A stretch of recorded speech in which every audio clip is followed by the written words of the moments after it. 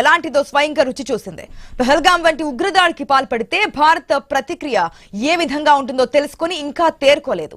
Operation Sindoor కు ముందు సరిహద్దుల్లో కాల్పులు జరిపి కవ్వింపులకు పాల్పడే పాక్ సైనికులు ఇప్పుడు గప్చుప్ అయ్యారు.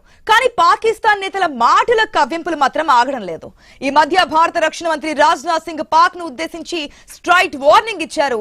ఇరాన్ యుద్ధాన్ని అవకాశంగా తీసుకుని పొరుగు దేశం ఏదైనా దుస్సాహసానికి పాల్పడితే భారత ప్రతిస్పందన తీవ్రంగా ఉంటుందని చెప్పారు.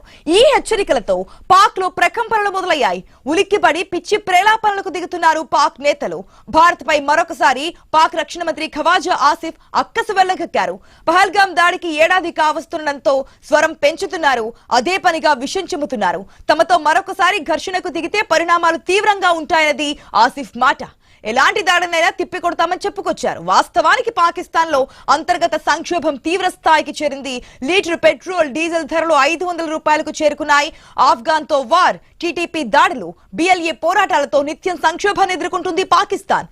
వాటి నుంచి దృష్టి మళ్లించడానికి పాకిస్తాన్ నేతలు భారత్ పై మాటల దాడి చేస్తున్నారు.